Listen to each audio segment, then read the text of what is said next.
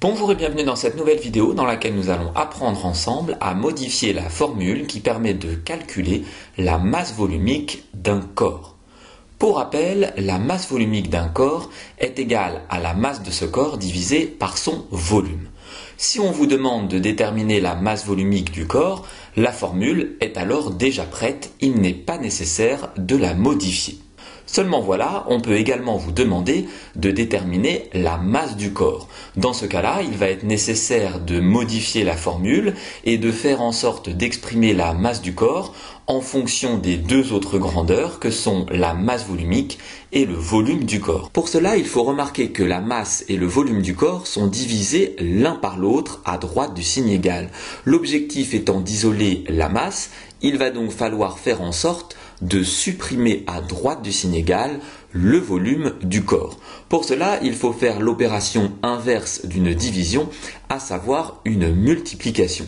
On va donc multiplier à droite du signe égal, mais aussi à gauche du signe égal pour maintenir l'égalité par le volume du corps. On remarque ainsi, à droite du signe égal, que comme convenu, les volumes se simplifient et que la masse du corps reste seule, isolée, à droite du signe égal. On en déduit que pour déterminer la masse du corps, il faut multiplier la masse volumique de ce dernier par son volume. Une troisième possibilité est que l'on vous demande de déterminer le volume du corps. Il va falloir là encore isoler V et l'exprimer en fonction des deux autres grandeurs, à savoir la masse volumique et la masse du corps. Voyons ensemble comment procéder.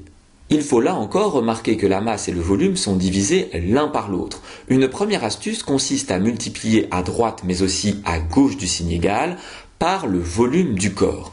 On voit à droite du signe égal que les volumes se simplifient comme précédemment et que du coup la masse du corps est égale à la masse volumique de ce dernier multipliée par son volume. Seulement notre objectif est d'exprimer, rappelez-vous, le volume du corps. On s'est ramené ici à une simple multiplication. À gauche du signe égal, il va donc falloir isoler le volume. Il faut pour cela remarquer que la masse volumique et le volume sont multipliés l'un par l'autre. On va donc effectuer l'opération inverse pour supprimer à gauche du signe égal la masse volumique du corps.